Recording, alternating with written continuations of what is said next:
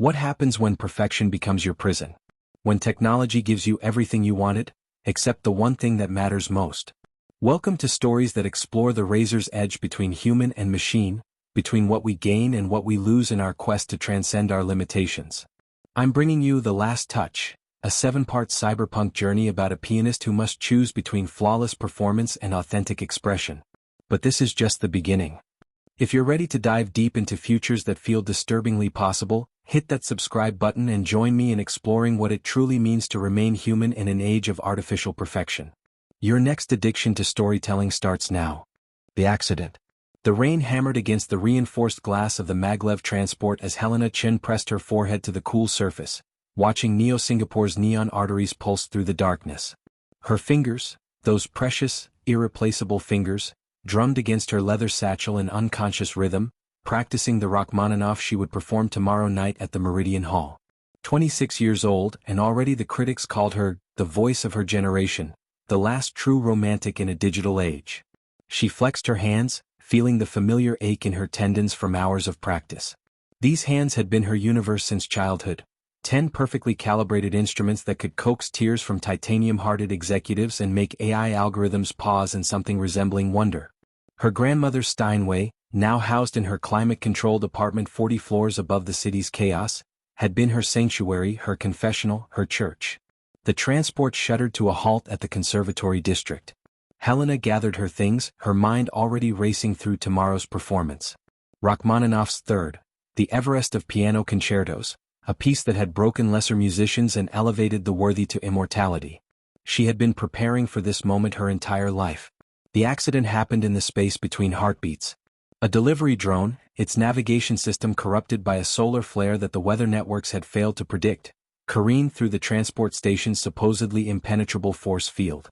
Helena was stepping onto the platform when the world exploded into screaming metal and shattering composite. The drone, carrying industrial-grade polymer adhesives to a construction site, struck the platform's support beam and erupted in a cascade of toxic, caustic chemicals. She saw her hands disappear into the roiling cloud of destruction before the pain even registered. The emergency medbots arrived within 37 seconds. She would later learn this precise timing from the incident report, along with the fact that without their intervention, she would have died from chemical poisoning within 4 minutes. But 37 seconds was a lifetime too long. Helena's last clear memory before the induced coma was looking down at what remained of her hands. Or rather, what didn't remain. The polymer adhesive had not simply burned. It had molecularly bonded with organic tissue, creating an irreversible fusion that the medbots' emergency protocols could only address through immediate amputation at the wrists. She woke up 6 days later in the best medical facility corporate insurance could provide, her arms ending in perfectly sealed biosynthetic stumps, her world ending with them. The doctors spoke in careful, practiced tones about revolutionary prosthetics, about cybernetic interfaces that could restore not just function but enhance capability. They showed her holographic projections of the latest Neuralink technology, artificial limbs with superhuman precision and strength. They spoke of Olympic athletes who had voluntarily replaced organic limbs for competitive advantage, of surgeons whose cybernetic hands never trembled, never tired. But Helena heard none of it. She stared at the white ceiling tiles and felt the phantom sensation of keys that would never again yield to her touch, of ivory and ebony that would never again translate her soul into sound. The silence in her head, where music had always lived, was more complete than death. The insurance adjuster, a perfectly pleasant woman with chrome-enhanced eyes and a sympathetic subroutine in her voice modulator, explained that Helena was extraordinarily fortunate. The settlement would cover the most advanced prosthetics available, military-grade precision, artistic sensitivity programs, even haptic feedback systems that could simulate texture. "You'll play better than ever," she assured Helena with algorithmic certainty. The new CyberTouch 7 series has response times 17% faster than organic neural transmission. Your technical capability will be unprecedented. Helena turned her face to the wall and said nothing. Outside her window, the city's symphony of hover traffic and construction drones continued its ceaseless, soulless song. Mechanical perfection. 18 months later, Helena stood in the wings of the Royal Philharmonic Hall, flexing fingers that had never been born, connected to hands that had never touched her mother's face.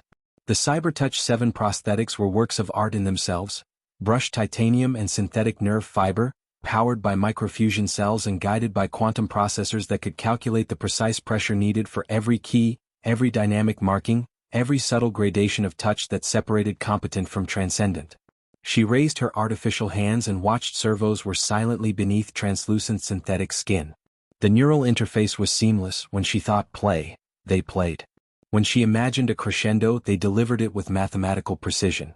She could execute passages that would have been physically impossible with organic hands, could maintain perfect tempo for hours without fatigue, could reproduce any performance with absolute fidelity. The critics had initially approached her comeback with delicate sympathy, prepared to praise effort over achievement. Instead, they found themselves witnessing something unprecedented: technical perfection. Every note precisely placed, every rhythm metronomically exact, every phrase shaped with crystalline clarity. Her performance of the Goldberg variations had been called inhuman by the Times, meant as the highest compliment. "Ladies and gentlemen," the stage manager's voice crackled through her cochlear implant, "5 minutes to places." Helena nodded and walked to her usual pre-performance spot, a small alcove where she could center herself in silence. The routine had become mechanical too, controlled breathing exercises optimized by her internal biometrics, mental rehearsal guided by her Memory Palace software, final calibration of her hand system sensitivity settings. She missed being nervous. The old Helena would have paced these halls with sweating palms and racing heart, channeling anxiety into the raw energy that made live performance electric.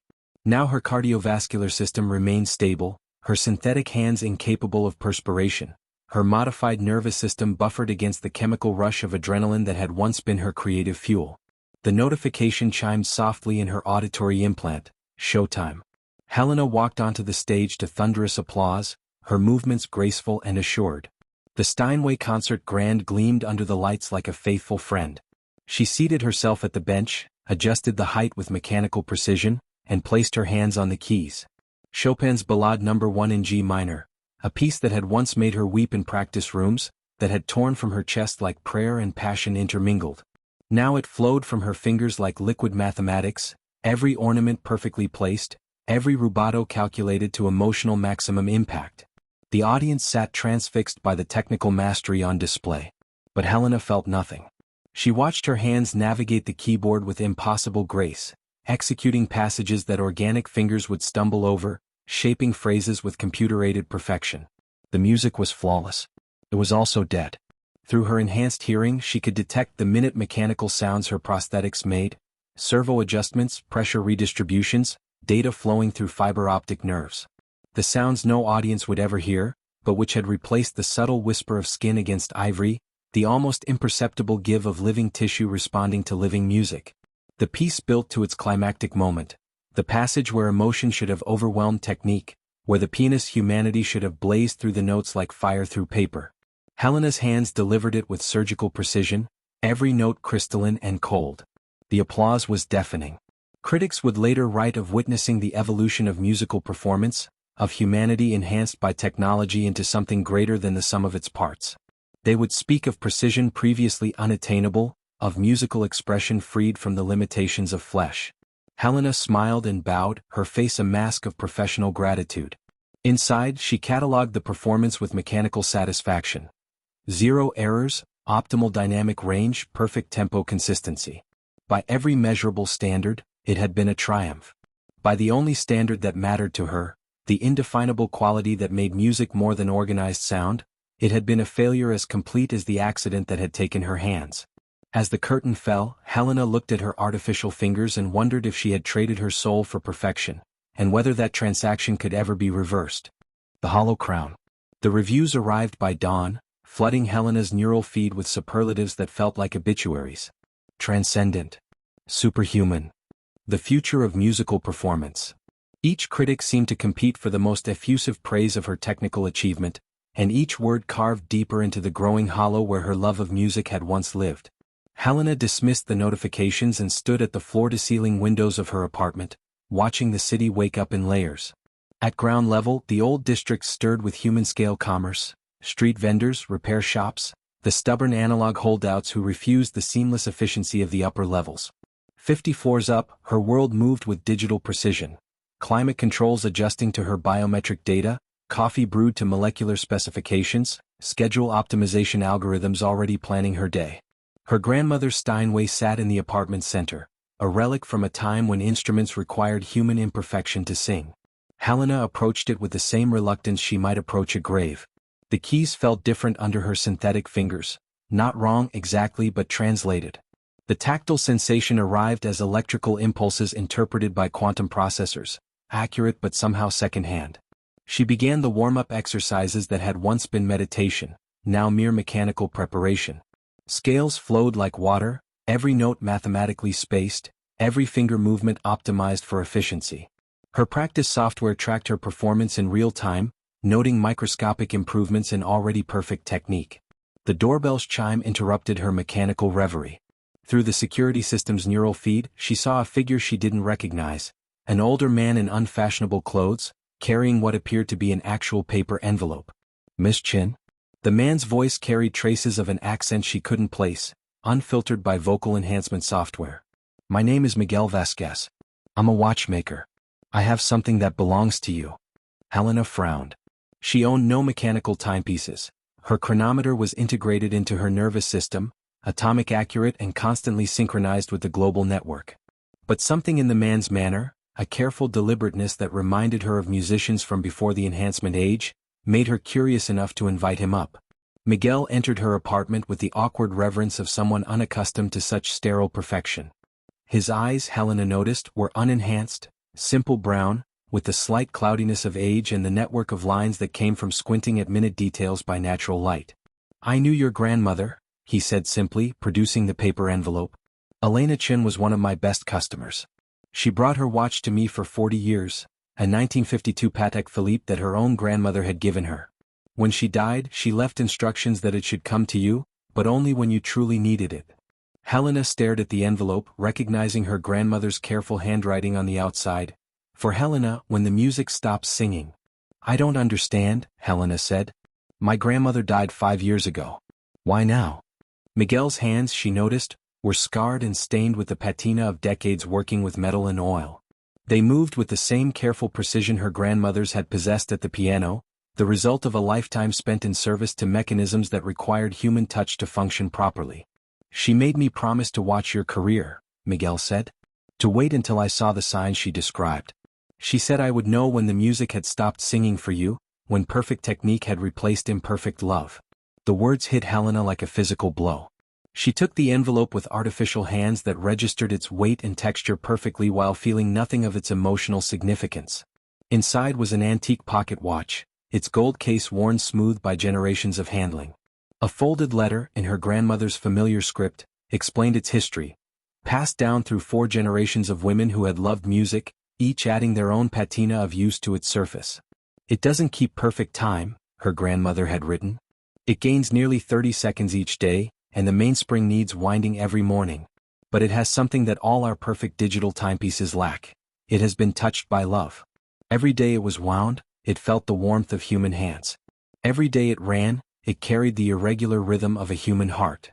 Helena held the watch to her ear and heard the soft, imperfect tick of mechanical time, not the precise digital pulse of atomic chronometry, but something organic, fallible, alive. For the first time since her accident, she felt something crack in the ice that had formed around her heart.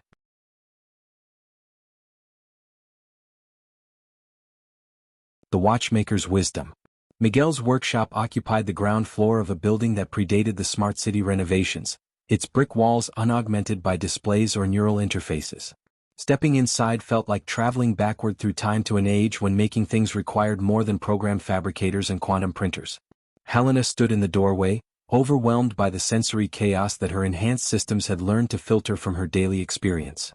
The smell of machine oil and metal shavings, the irregular tick-tock symphony of dozens of mechanical timepieces, the play of natural light through dust motes that danced without algorithmic purpose.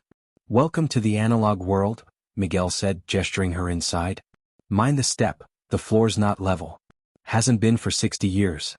Helena's balance systems automatically compensated for the irregular flooring, but she found herself consciously disabling the assistance, wanting to feel the building's honest imperfections through the soles of her feet. The workshop was crowded with workbenches, each one a universe of precision tools, half-assembled movements, and timepieces in various states of resurrection. Your grandmother brought me her watch every 6 months, Miguel said, settling at his primary workbench. Not because it needed repair but because she said it needed human attention. She understood something that most people have forgotten, that mechanical things need more than maintenance. They need relationship. He picked up a watch movement, its gears visible through a crystal caseback. Look at this. 73 separate parts, all working together in perfect harmony. But not digital precision, mechanical harmony. Each component has microscopic variations, tiny imperfections that somehow create something more accurate than the sum of its parts. Helena watched his hands as he spoke, scarred, steady, unenhanced hands that moved with the confidence born of decades spent in service to precision. When he adjusted a tiny screw, she could see the minute tremor of human limitation, the slight irregularity that her own prosthetics had been designed to eliminate. "Why do you still do this?" she asked. "Fabricators can produce timepieces with atomic accuracy. Neural implants can provide chronometry synchronized to universal constants. What's the point of mechanical imperfection?" Miguel smiled, the expression creating new lines around his eyes. "The same reason your grandmother kept playing her old Steinway instead of upgrading to a neural interface piano. Some things lose their meaning when they become perfect." He handed her a watchmaker's loop. "Look at the escapement mechanism." Helena peered through the magnifying lens at the watch's beating heart, a delicate assembly that converted the mainspring's energy into regulated time. Through the loop, she could see tiny scratches on the gears, microscopic where patterns that spoke of years of faithful service. "Those imperfections," Miguel said, "they're not flaws. They're history. Each scratch tells a story about the watch's life, the moments it measured, the heartbeats it kept time with. When you make something perfect, you erase its capacity to accumulate experience." Helena set down the loop, her artificial fingers registering its weight and temperature with clinical precision while feeling none of its significance. "But surely precision is better than error. Surely perfection is the goal of any craft." "Is it?" Miguel picked up another watch, this one running slow. "My father taught me this trade and his father taught him. 3 generations of accumulated knowledge, passed down through hands and eyes and intuition. None of us were perfect. We all made mistakes, developed quirks, found our own ways of solving problems." He opened the watch case and made a minute adjustment to the regulator. "Perfect technique would have made us all identical. Our imperfections made us unique. They made us human." Helena thought of her recent performances, technically flawless, emotionally sterile. "But if I play imperfectly, people will notice. They'll know something is wrong." "Will they?" Miguel wound the slow watch and held it to his ear. "Or will they recognize something that's been missing from your playing? The quality your grandmother called the human frequency, the slight variations in tempo that match a heartbeat, the tiny hesitations that mirror breathing, the imperfections that make music feel alive." He handed her the watch. Through her synthetic fingers, she felt its mechanical vibration, not the steady pulse of digital time, but something organic, slightly irregular, like a heart beating in sleep. "Your grandmother left you one more thing," Miguel said, reaching into his desk drawer. "She recorded this the last time she came to see me, 6 months before she died. The audio file was ancient format, played through speakers instead of neural implant." Her grandmother's voice filled the workshop, older than Helena remembered but still carrying the musical cadence that had shaped her childhood. "My dear Helena," the recording began, "if you're hearing this, it means the music has stopped singing for you and Miguel has done as I asked. I want you to remember something I told you when you first began piano lessons. The goal is not to play the notes correctly. The goal is to make the notes into music. And music, real music, comes from the spaces between perfection, from the breath before the phrase, from the slight rushing of excitement, from the human heart that beats just a little off the metronome." Helena closed her eyes, her artificial hands still registering the watch's imperfect pulse. "Perfect technique is the beginning, not the destination. Learn to play with your flaws, my dear one. They are what make you irreplaceable. Learning to fail." Helena stared at the practice keyboard in Miguel's back room, a battered upright piano that wheezed and clattered like an old man climbing stairs. Its keys stuck occasionally, some hammers hit unevenly, and the tuning had drifted just enough to make her perfectionist subroutines trigger constant error warnings. "I can't practice on this," she said, her voice tight with frustration. "My systems are registering 17 separate mechanical deficiencies. The response time varies by up to 40 milliseconds between keys." Miguel, bent over a pocket watch at his workbench, didn't look up. "Good. Your fancy concert pianos don't have personalities. This old girl has opinions. Musical instruments shouldn't have opinions. They should be transparent conduits for artistic expression. Should they? Miguel set down his tools and turned to face her. When your grandmother played that Steinway of hers, she knew every key's personality. The C above middle C that spoke a little brighter than the others, the F sharp that needed extra love to sing properly. She didn't fight those imperfections, she collaborated with them. Helena's prosthetic hands hovered over the keyboard, her neural processors calculating optimal adjustment strategies to compensate for the instrument's irregularities. But something in Miguel's words made her pause the automatic corrections. What if I play badly? She asked. What if I make mistakes? What if you do? Miguel returned to his watch repair, speaking without looking up. The worst thing that could happen is people might remember you're human. Helena pressed a key, middle C, and felt the mechanical resistance, the slight delay as worn felt hammers struck strings that had been singing imperfectly for decades. Her auditory enhancement systems immediately offered to correct for the tuning drift, to filter out the mechanical noise, to optimize the sonic input for maximum clarity. Instead, she disabled the enhancements. The sound that emerged was nothing like the crystalline perfection of her concert performances. It was warm, slightly fuzzy around the edges, alive with the accumulated character of thousands of practice hours. She pressed another key, then another, building a simple C major scale that wobbled just enough to sound like music instead of math. For the next hour, Helena fought herself. Every instinct, every enhancement, every piece of sophisticated technology integrated into her body screamed corrections at her. Her timing subroutines demanded metronomic precision. Her dynamic processors insisted on optimized volume curves.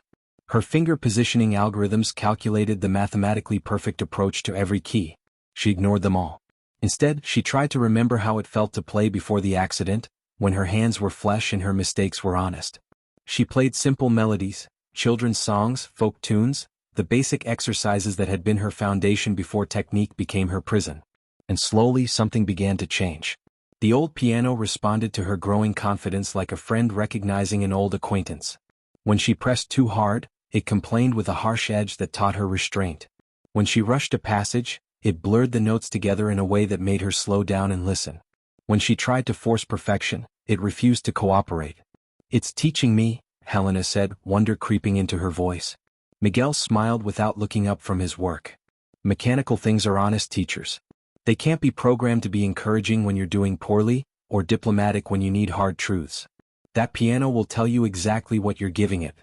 Helena played a simple Bach invention, one she had mastered as a child and performed flawlessly in recital just months ago. But now, on this cranky old piano, with her enhancements disabled and her perfectionist protocols silenced, something different emerged. The melody breathed. It hesitated in places where emotion might catch in a throat, rushed forward where excitement built, settled back where contemplation took hold. It was technically imperfect and musically alive in a way her recent performances had not been. I sound human, she whispered. You sound like yourself, Miguel corrected. Your grandmother always said the most important thing about playing music was not hiding from your own heart. Technology can hide anything, fear, joy, sorrow, hope. But music is supposed to reveal those things, not conceal them. Helena played the invention again, this time allowing her prosthetic hands to respond more naturally to the music's emotional content. Where the previous version had been mechanically perfect, this one stumbled slightly in places, rushed in others, found unexpected colors and familiar harmonies. It was the first time since her accident that she had played music instead of executing it. As the last notes faded into the workshop's dusty air, Helena felt something she had thought lost forever. The satisfied exhaustion that came from giving something of herself to the music, rather than simply demonstrating her ability to control it. Tomorrow, Miguel said, we'll work on playing even worse. Helena laughed, the sound surprising them both. Worse? Much worse. We're going to learn to make beautiful mistakes. The art of imperfection. 3 weeks into her secret education in failure, Helena sat at her grandmother's Steinway in her apartment, her hands poised over keys that suddenly felt foreign again. Tonight was her next scheduled performance, a solo recital of Chopin's complete ballades at the Neo-Singapore Cultural Center.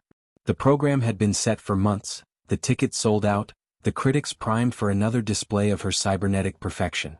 But Helena no longer wanted to be perfect. Her time with Miguel had awakened something she thought had died in the accident, the desire to communicate through music rather than simply demonstrate technical mastery. The old watchmaker had taught her to listen to the spaces between notes, to find beauty in the slight hesitations that revealed a human heartbeat behind the performance. The question, Miguel had said that morning, is whether you're brave enough to be vulnerable in front of 3,000 people. Helena enabled her practice recording system and began the first ballade, the one she had performed so flawlessly just months ago. But this time, instead of executing it with mechanical precision, she tried to tell its story, the narrative of loss and hope that Chopin had woven into the music's DNA. She disabled her tempo stabilization algorithms and let the phrases breathe naturally. She turned off her dynamic optimization protocols and allowed the emotions to shape the volume naturally. Most dangerously, she silenced her error correction systems and accepted that some notes might not land exactly where algorithmic perfection would place them. The result was revelation. The ballade emerged not as a technical exercise but as a conversation, between composer and performer, between past and present, between human intention and mechanical possibility. Where her previous performances had been crystalline and cold, this one glowed with warmth. Where they had been perfect and predictable, this one surprised her with discoveries she hadn't known were possible. But it also contained what her cybernetic systems classified as errors. Helena played the passage again, listening to the tiny imperfections that made it alive. A phrase that rushed slightly with excitement. A chord that spoke more softly than indicated, creating space for reflection. An ornament that blurred almost imperceptibly, suggesting the emotional instability underlying the music's surface beauty. These weren't mistakes, they were choices. Human choices that revealed the person behind the performance. Her door chimed softly. Through the security system, she saw her manager, David Kim, approaching with the purposeful stride that meant business discussions she wouldn't want to have. "Helena," David said as she admitted him, "I've been reviewing your practice recordings from the past few weeks. There are some concerning patterns." He activated a holographic display that showed her recent practice sessions analyzed in excruciating detail. Tempo variations highlighted in red, dynamic fluctuations marked as deviations, timing irregularities flagged as potential system failures. "Your performance consistency has degraded by nearly 12%, David continued, his tone mixing professional concern with barely concealed panic. "Your technical accuracy ratings have dropped below your post-enhancement baseline. I've scheduled an appointment with the CyberTouch technicians for this afternoon." Helena looked at the data visualization, a map of everything that made her recent playing more human and, by extension, more musically meaningful. To the algorithms, it looked like systematic failure. To her heart, it represented the first steps back toward authenticity. "I don't want the adjustments," she said quietly. David's expression shifted to something approaching alarm. "Helena, you have a performance tonight. 3,000 people expecting the Helena Chin experience, technical perfection married to emotional depth. We can't deliver that with inconsistent timing and variable dynamics." What if inconsistent timing and variable dynamics are what create emotional depth? That's. David paused, clearly accessing market research data through his neural interface.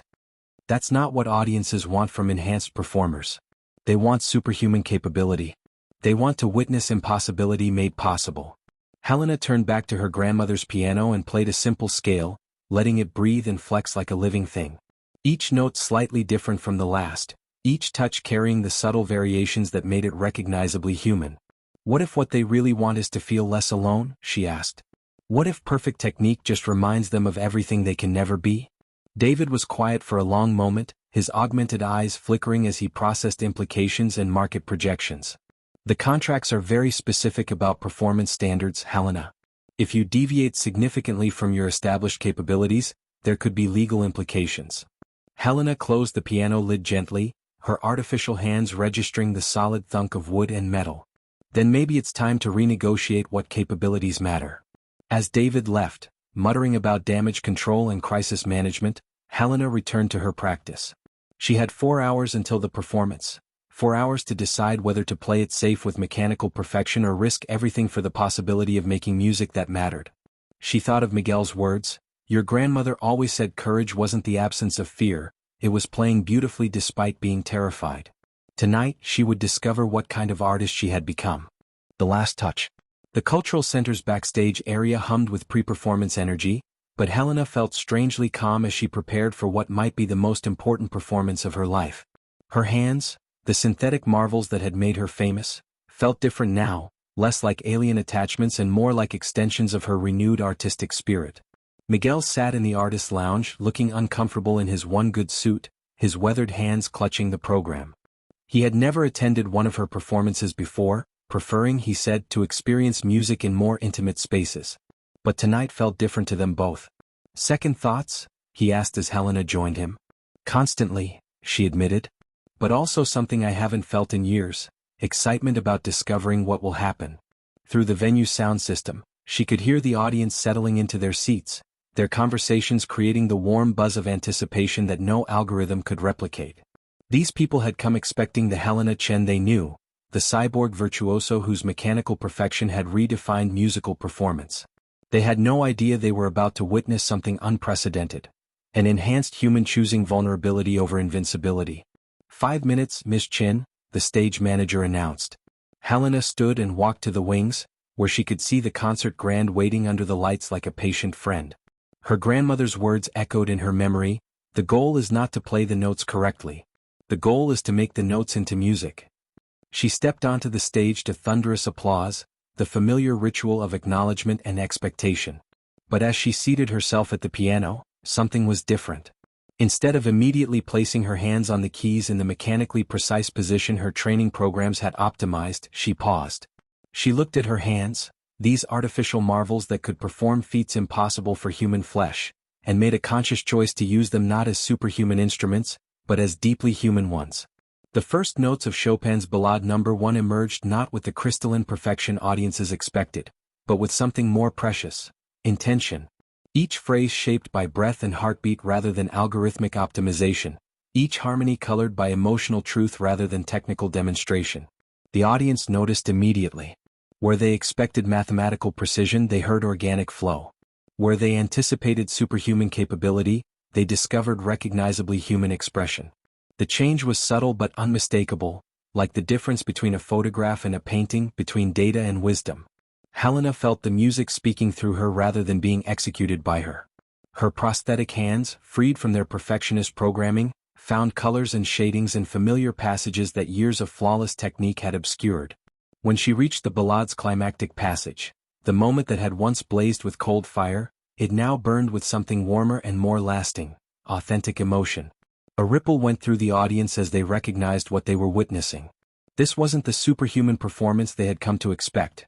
It was something rarer and more valuable, a human performance enhanced by technology rather than replaced by it. As the first ballade concluded, the applause carried a different quality. Not just appreciation for technical mastery but recognition of artistic truth. Helena moved into the second ballade without pause, letting the music flow naturally from one story to the next. With each piece, she ventured further from mechanical perfection toward musical authenticity. Her timing became more flexible, responding to the emotional content of the music rather than metronomic consistency. Her dynamics breathed with natural variation rather than calculated optimization. Her phrasing revealed the subtle imperfections that made it unmistakably human. By the third ballade, the audience was completely silent between movements, not the polite quiet of classical concert etiquette, but the profound stillness of people experiencing something unexpected and transformative. When Helena reached the fourth and final ballade, Chopin's most technically demanding and emotionally complex, she realized she was no longer performing for the audience or the critics or even for her own reputation. She was playing for her grandmother, for Miguel, for everyone who had ever struggled to find authenticity in a world that rewarded simulation. The music poured through her, imperfect and alive, human and transcendent. Her artificial hands had become what they were always meant to be, not replacements for what she had lost, but tools for expressing what she had found. As the final notes faded into silence, Helena felt something she hadn't experienced since before the accident: complete artistic satisfaction. Not the hollow triumph of technical achievement, but the deep fulfillment of having shared something true and necessary. The audience exploded into applause that went on for nearly 10 minutes. Critics would later struggle to describe what they had witnessed: technical capability married to artistic vulnerability in a way that enhanced rather than contradicted human expression. But Helena barely heard the ovation. She sat at the piano, her synthetic hands still resting on the keys, feeling for the first time since the accident that she had truly touched something, not the ivory and ebony of the keyboard, but the ineffable essence of music itself. In the audience, Miguel smiled and wiped his eyes with his scarred, imperfect, irreplaceably human hands. Later, in her dressing room, Helena found a note that had been slipped under her door during the performance. In her grandmother's careful handwriting, reproduced from some letter Miguel had saved. My dear Helena, music is not about the perfection of our touch, but about the perfect intention behind our touch. Tonight you have found your way home. Helena held the note with hands that could calculate pressure to the molecular level but had learned to value something more precious. The courage to be beautifully, authentically, imperfectly human. Outside, the city hummed with its mechanical perfection, but in her heart, Helena carried the irregular rhythm of something no technology could replicate, the last touch of a human soul refusing to surrender to the digital silence.